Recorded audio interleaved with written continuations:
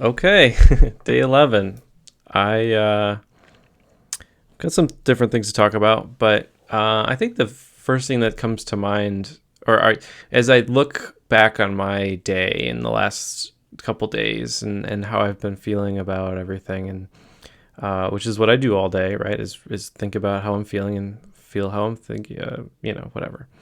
Um, I I think I started this with the assumption that um, I would to trust the resources out there, trust the people, the books, the things, the coaches that say just do it, and you'll start. Things will just start getting better and easier. And the ironic thing is, once again, today and a little bit yesterday, and a little bit the day before, I've been like just wishing I would quit and just feeling like what's the point of this and all that stuff again. Like it never goes away. It's so funny. Like right? Like I don't know. It'll be interesting obviously if I keep doing this that at some point uh I either will quit or I won't, I guess. But at some point maybe it'll stop being such a feeling of quitting, and I don't know. It's like I'm really hoping just the keep the streaks alive thing is enough to keep me going. But the point I'm trying to make is, I think once again I'm going through another wave of like wanting to quit, and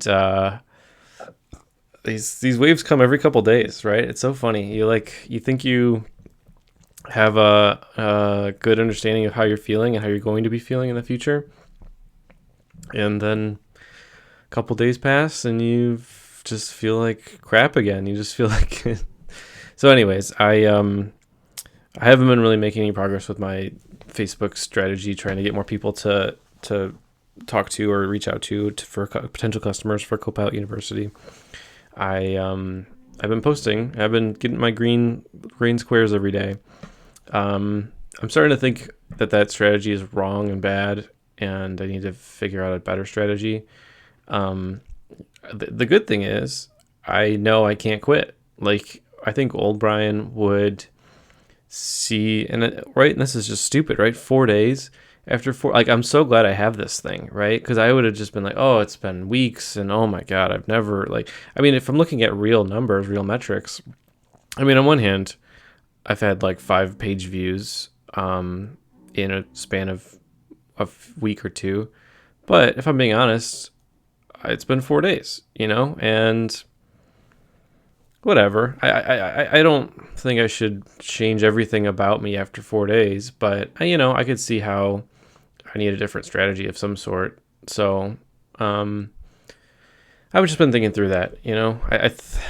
When it comes to like posting stuff, I think part of me is like really afraid to post um, stuff I think is good, because then it sets me up for failure. It sets me up for someone to say it's bad, and I'll feel that pain, But if someone says that this thing feels is crap, I agree with them. It is crap, That's the whole point of me not caring keeps my feelings out of it, and and you don't get hurt as much, and so I think that's what I was doing with these Facebook posts too, and just posting some generic like, I'm here to help coach your business and blah blah, will make you better, and just send us a message.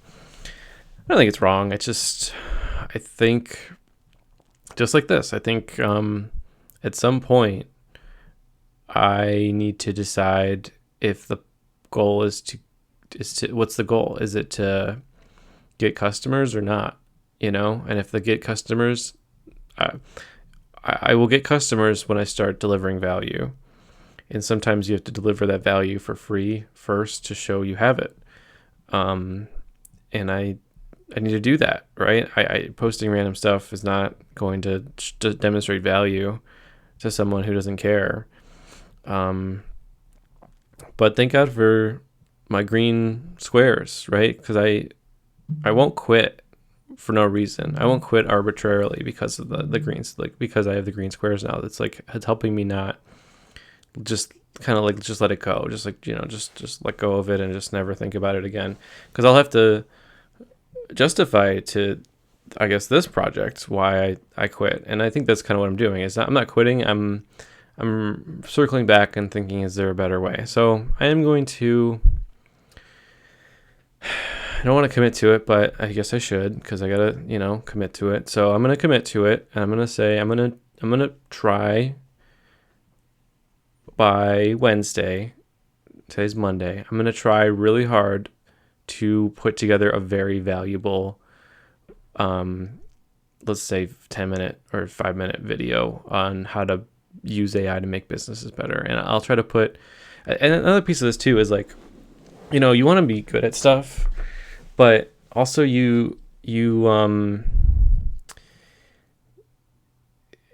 for some reason, I'm scared to show everybody what I'm capable of, because I'm scared that, like, if I let my secrets out, that I won't be able to sell anything, and whatever, I won't be able to impress them afterwards. And I know that that's stupid. I know that that doesn't make any sense in the grand scheme of things. Like, you need to impress people at the front end the most, and they hold on to that impression like for a long time. Like, you can be a pretty awful, like, this is why, like, for the band's first albums are the most important ones, because like the next like 4 or 5, like, obviously they can't be terrible, but like the first one's the only one that people glob onto and go to see your concert about, like, when it comes down to it. I think that's majority of bands, is just, in majority of music, I think, is just down to a few songs that people relate to. And I think I need to, like, really remember that it's just about, if I'm getting off topic. The point I'm trying to make is, I've been so scared. I have all these bookmarks, and I have all these resources, and I have all these things that I think are very valuable to people. And I'm scared of putting them on the internet, because I think that someone will steal them and they'll be less valuable. Or, maybe secretly I'm scared that they aren't valuable. And I just don't, like, it's easier for me to pretend that they are than they tend to find out that they're not. But either way, everything I read and listen to and everything tells me I need to create value for others to be valuable and to be wanted and needed, and for people to listen and be helped by me. And it's been really hard for me to get over that hump of putting what I think is valuable out there. I don't know why that is. I don't know why it doesn't translate for me to help people. Like, I want to help people, but I think I need to know them first. And I think I need to stop thinking that, for some reason. I need to stop feeling like if I tell somebody something that I'm not valuable anymore. Like, it's like a weird, like, if I give them this nugget, then they won't need me anymore, or they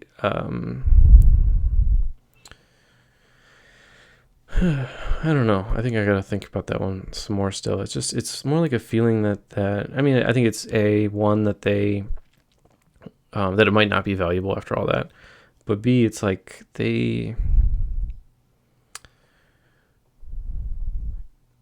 I have something that's really valuable. If I give it away for free, then they won't. I don't know. They won't come back. They won't talk to me anymore. Like, they won't. That I'll just be like a number to them or something.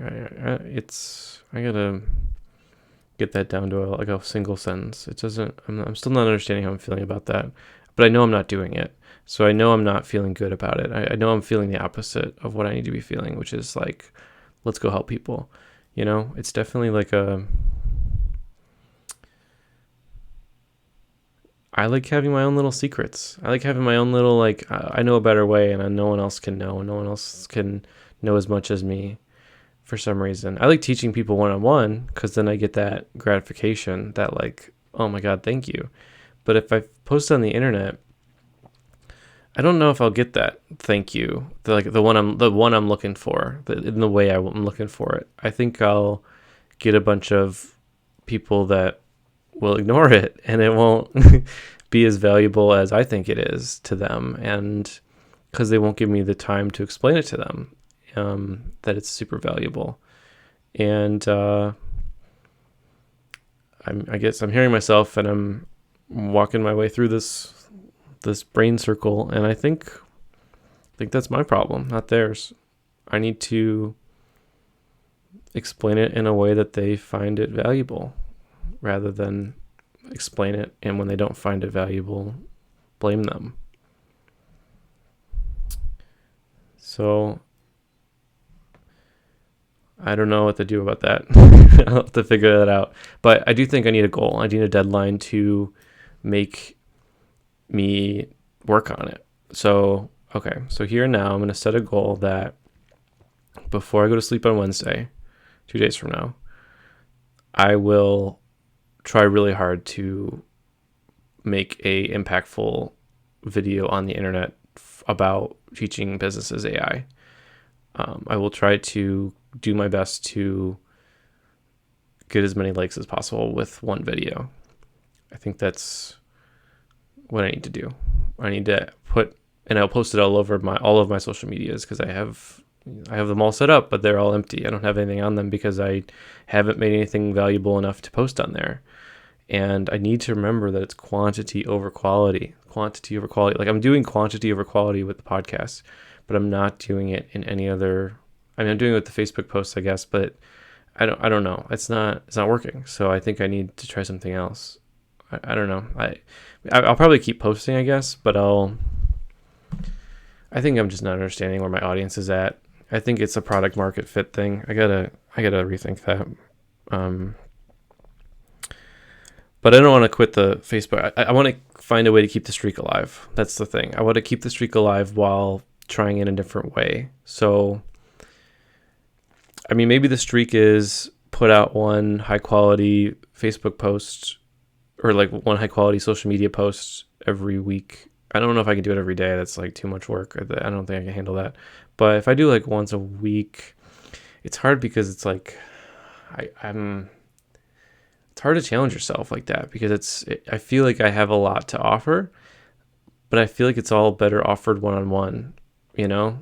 I feel like if I put something out there that's useful, I feel like everyone's just going to steal it, and I'm going to be lost in the noise and minutia of the internet. And I don't know. I don't feel like I don't want the job of being a social media person. I don't want that job. You know, that's the hard part. It's like, I feel like that's the first step of every job now. Every company you start, it's like, I feel like that's the first step of getting started. And you have to like want to be that like social media person to like, I don't want to do that. I don't want to make videos the rest of my life about social media crap. Like, I don't want to like, I don't know. I don't know. But maybe I should make one every day. Maybe that should be my goal, is to make a 2-minute one every day, like I'm doing with this, and just roll with it. Because the habits book, it's like quantity over quality, just quantity. The people, they have an example of like, they divided classes into 2 different types, and it was like how many, like one had to do as many photos as possible, and they got an A if they did 100 photos. This is back when they didn't have digital photos, like you had to like put them all through the black room and everything. Or they had like, you know, just give us your best one or best 2 or 3 like photos, and we'll grade them. And the quantity photos always beat the quality photos at quality, right? Because the quantity people got so good at making them that they like became second nature, you know, that they they understood everything by doing it. Like so I think I figured out maybe a little bit on how to, like, I used to have this right here look all funky and bad in all my videos. I think I just figured out the lighting a little bit better, so it stops doing that. I mean, I think I figured out this stuff right here. I think this is gold, you know, and I wish I thought of it to do it like this before, because it like literally keeps me accountable. I'm not going to show you red square, right? That's going to be so embarrassing. You know, like something catastrophic would have to happen for me to show you a red square or red X or something. And I don't know if I have I don't know if I'm comfortable with myself to show you a red square. So in some ways, I mean, I guess you could argue I would lie to you about it, but I don't think I would do that. I'm too scared of him being an imposter to lie to you like that. I think if anything, I'm too scared of you meaning nobody's watching this, to see me fail at something. So I need to keep them all green. But I realize that if they're a total waste of time, I'm not going to do them. I need to modify them slightly to make them not a waste of time.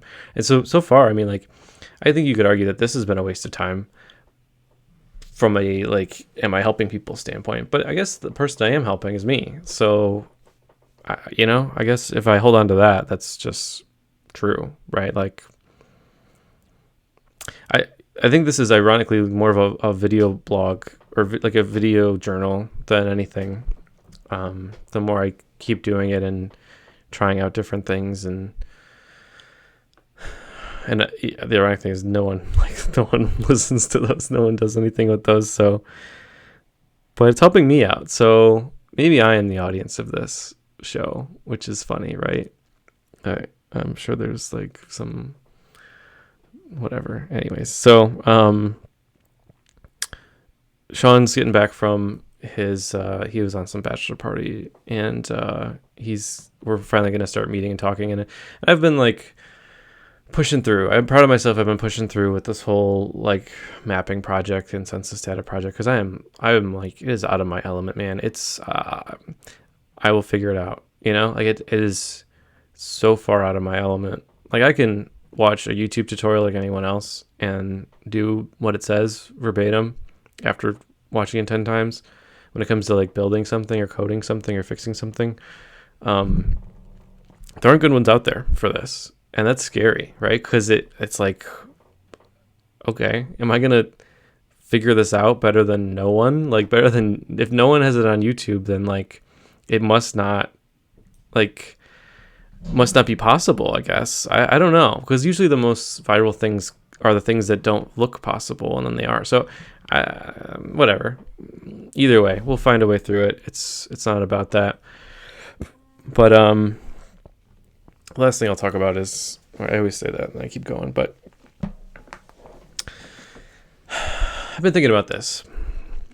This has come up in therapy before for me, is I feel like I'm going to say but I assume we as in humans have a rhythm of I spoke about this a couple of days ago, I think, our rhythm of our week. I think we all have a rhythm, and I think the rhythm is, for me, it's my kids take over my whole weekend, and I say that out of love. My kids take over my whole weekend, and then Monday morning hits, and I get this like rush of anxiety that like I'm not doing enough, I'm not being enough, I'm not enough. I need to be doing more, trying more, working harder, doing everything.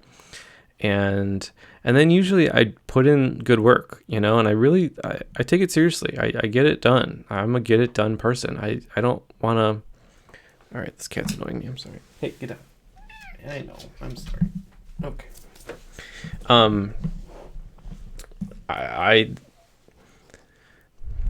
I'm not somebody who's going to quit because it's boring. That is not. I'll quit because I don't understand the value of it.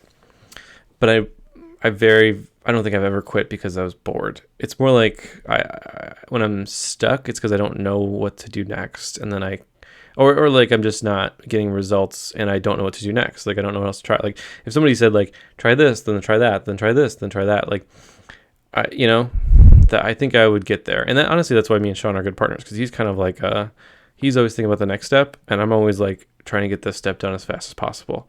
And that, I think that like balances us out really well. And I need more partners like that when I take on projects. I need the long-term thinker to help. And I need to help them, because they're usually slow at getting things done and making decisions, because they're thinking so long term. It's confusing and difficult to prioritize what to do when. And I'm like, let's break this down into small pieces. Let's get that small piece done today, period. You know? And that's why I was thinking maybe this would be good with a partner. I don't think it could be so as like so introspective, which is a little, I don't know. I'll keep working on that. But I hope if you do watch these over like through and through, I feel like the days I'm the most confused, it's good watching these back from myself. The days I'm the like, I don't know how to do this. This is hard. I'm feeling stuck.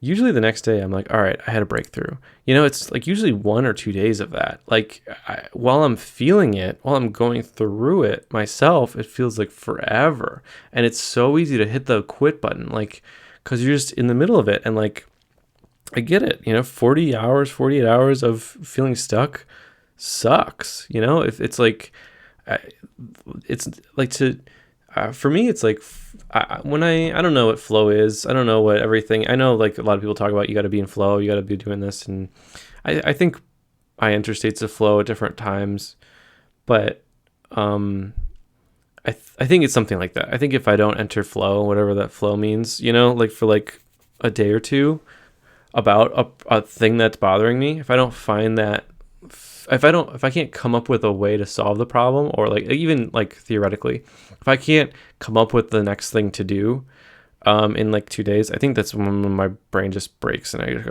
okay, I guess it's not a good idea, and but the people that solve the world's problems don't do that. That is not the thing to do. The thing to do is to keep pushing. Like they don't quit. Everyone who's ever solved a problem has faced that fear and problem and feeling 100 times before they ever quit, or they never. I mean, it doesn't matter. They never quit. They never, like the people we know about never quit. Like years pass and they have that feeling. If I don't know if they have that feeling every 2 days, I know I have that feeling every 2 days, and it's hard. Like the best thing I've done so far, and I need to keep maintain this. This is a problem. The reason I'm doing all this is because I finally put myself in the same category as these people that never quit. And I knocked them way down off their pedestals. And I said, they're human, I'm human. They're making choices, I'm making choices.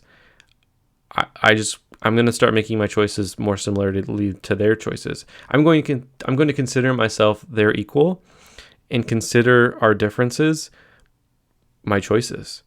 And so the solution to that is making better choices. It's not that they're smarter or better or stronger or anything than me. It's just that they face a choice and they choose another one. They don't go down my path that I keep going down, which is try something new every couple weeks. They don't do that. They spend years, and I really think Sean's been a good influence. I finally met a person in real life my age that thinks that way. I think there's a lot of like 60-year-old people that think that way because that's how our brains develop. But I spent many years of my life not knowing another person that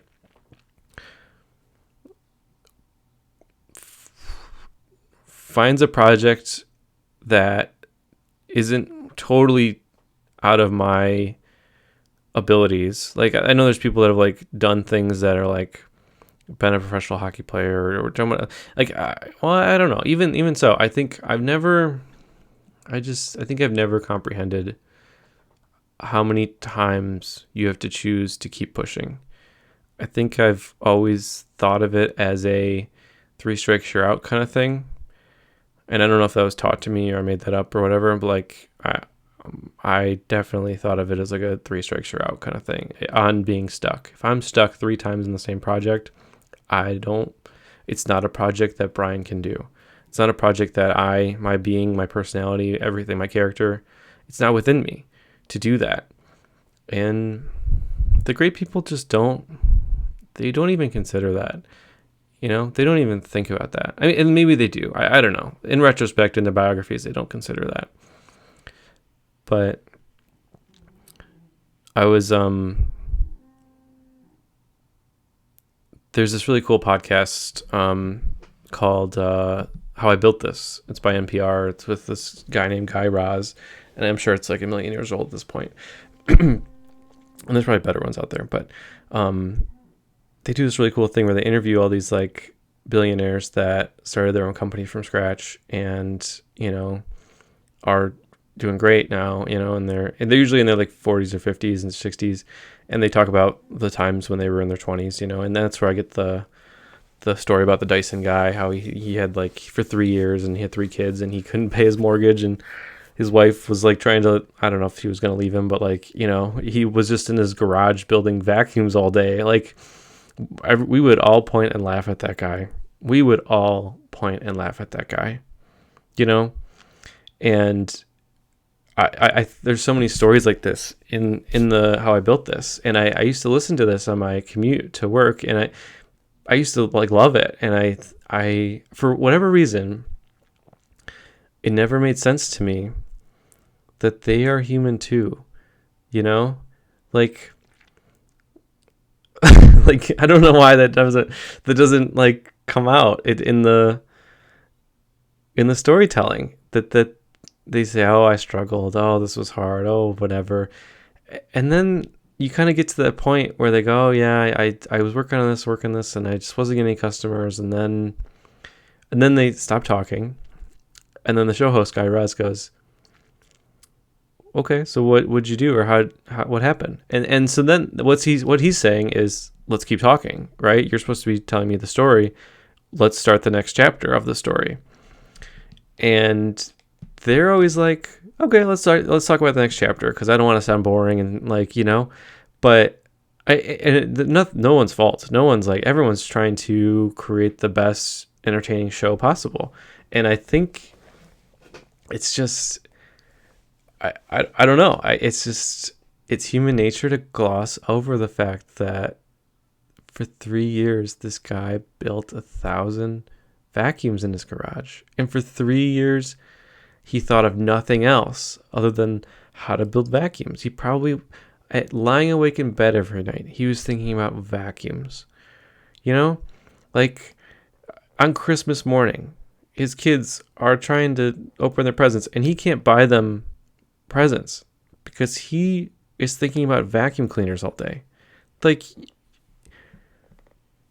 his friends and family were having interventions with him because they thought he was insane for worrying about vacuum cleaner. And I think I keep doing that. I got to stop saying that. So I don't think his family thought he was insane. I think they thought he was stupid. And he just kept saying, I'll figure it out. Like, I feel like people paint these people that like never stop trying as these crazy people that aren't like us. They're different than us. Us meaning people that don't do that every day. And they are different, but I think it's easy to paint them as like of a different DNA or of a different tribe, like that, like they were raised in a way that they don't feel the things we feel. But that's the whole point, is it might be true, it might be false. But once you pretend or actually believe, either way, that they are the same as you, then it kind of goes back to like, okay, well, how did they not quit? Because I would have. And it just goes back to they didn't. They pushed, like there's a, I'm going to butcher the name, but there's I think it's like Julianne's Ice.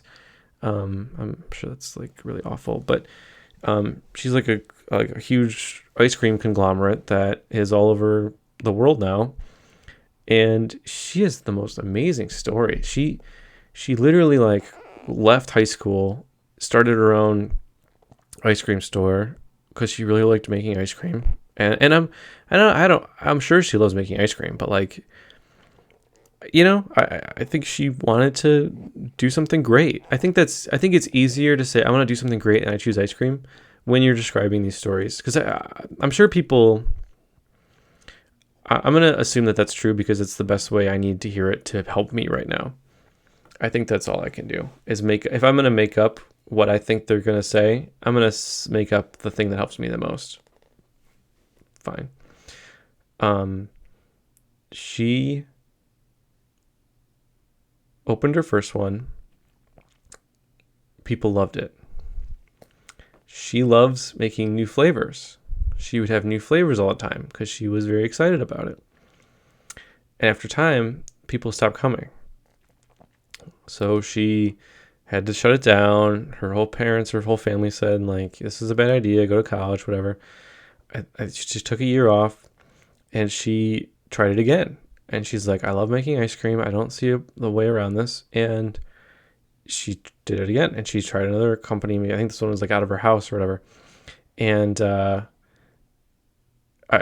and the same thing happened. And once again, this is I already know the ending. So like, I'm going to tell the story with the punchline at the end, but we're not talking about how hard it must have been. Like how hard would it be for me to do this podcast for 365 days, have 0 viewers or whatever, 10 viewers, and then go, no, I think the podcast is the way to go. My parents would tell me like, you're insane. Like, what are you thinking? No, I think the podcast is really gonna, it's really getting better. It's really, people are really, I have really good ideas for it. Oh my God.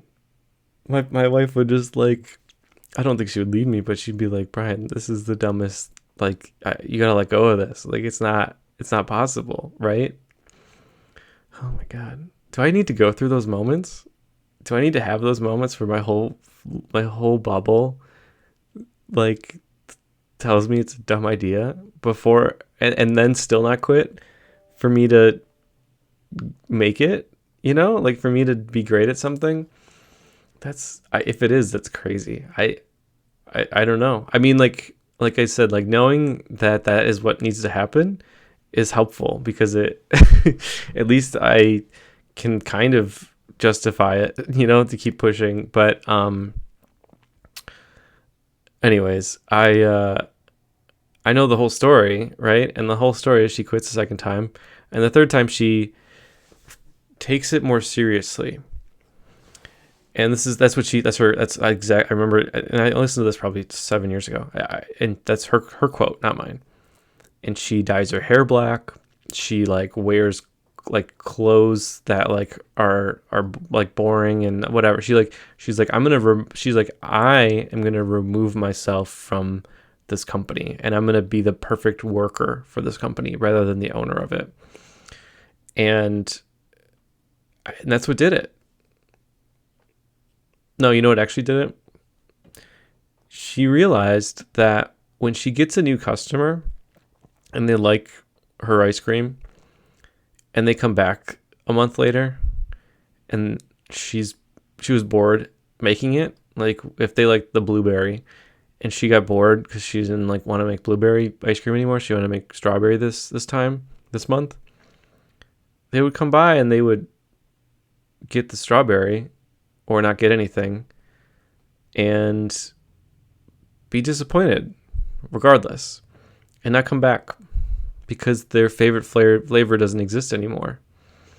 And I think we can all feel that sadness because we all had that happen where like our favorite thing happens and our favorite thing is gone and we don't know what to do about that. We're kind of like, okay, well, I feel like we just broke up, me and this company, because you can't not have my favorite thing anymore. That's who I am. That's my favorite part of this. I'll try something else. You can make me a recommendation, but if it's not as good as my favorite, like, I don't know. It just doesn't hit. And that's what did it. She stopped canceling flavors. The ice cream was good the whole time. The customers came back, but she couldn't comprehend why they stopped coming back. And see how stupid that is? That's the difference between her being a billionaire and her not. Is just that. I mean, it's listening to customers, I guess. You could argue it's like part of the entrepreneurial journey.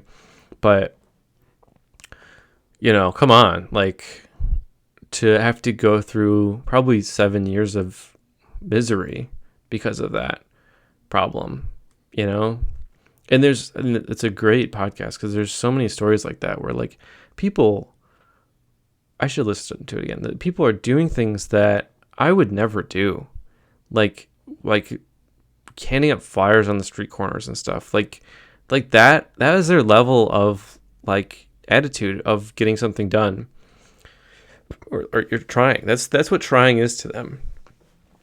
I need to reflect on that because I don't think I have that right now. And I'm committed to trying. I'm committed to like really putting in effort and not quitting. And maybe it's not enough yet. Maybe I got to keep pushing. Maybe I got to go further, you know? Maybe I'm not exceptional yet and I got to keep pushing to become exceptional. I don't believe that I won't be exceptional if I don't quit. I think if I just keep not quitting, I will become exceptional eventually. But I guess I should assume I'm not exceptional right now and I need to keep pushing to become exceptional. See, this helps me think about stuff. And I don't take that as a depressing thing. I realize this is all brownie points. I could go to my job, I could have fun with my kids, I could do all the things I would normally do, and that is a good life. There's nothing wrong with that life. And I that's my backup plan, right? My backup plan is this privileged, great life, where I can retire on time and have fun at work and, not be completely overwhelmed. I've gotten past that part, I feel like I'm in the whatever 90th percentile of people that don't have a lot of the same problems. Not that I don't feel better than anybody. It's more just like I'm really trying to check things off the list of just. I don't know. I think it goes back to what I call the hierarchy of needs. I just feel like I'm checking things off. And I'm getting a lot of my basic needs taken care of, and a lot of my emotional needs taken care of, and now I'm thinking about bigger things, and so, well, I should listen to those back, and I think you should too if you ever find them interesting, because I think I listened to them the first time to get entertained, and I think the more I am actively making decisions to be like these people, the more their stories are feeling very literal to me, and I'm empathizing more with the middle of the story, rather than loving the middle, loving the beginning, hearing the middle and loving the end and like going, oh my God, that's such a cool story. It's less of a story and more of a lesson in decision making for me, the more I reflect on it. And maybe I need to look back at it that way more so. Yeah. So 2 days to make. I'm still going to post on Facebook because it only takes me 2 minutes. I gotta just not think that that's a bad idea for a couple days. Maybe I should do like 14 days of Facebook posts and see if that gets me anywhere. But I'm going to try to do a really good video by Sleeping Wednesday and see where that takes me and go from there. Maybe I'll decide that's a bad idea, or maybe I'll decide I need to do a daily 2-minute video about AI or something to keep people. I don't know. I don't know what works anymore with the internet. Try stuff, keep trying, but I'm still doing this, I'm doing my push-ups, doing my pull-ups, doing my Facebook posts, doing my podcast. Day 11's done. We did it. It's good because it stays on my mind. It stays like I have to keep. It says it doesn't let me let go of it, which is, I'm gonna need a day off eventually, I think, but it's good. The difference between me and being great is too large right now for me to take a day off. That doesn't upset me. That inspires me. So I'll keep moving. That's okay. This is good. I like looking myself in the eyes and saying like, okay, let's do this. I'm trying hard not to swear on this. Let's do this. I'd be swearing a lot if I wasn't. Anyway, so okay. All right. I'll see you tomorrow.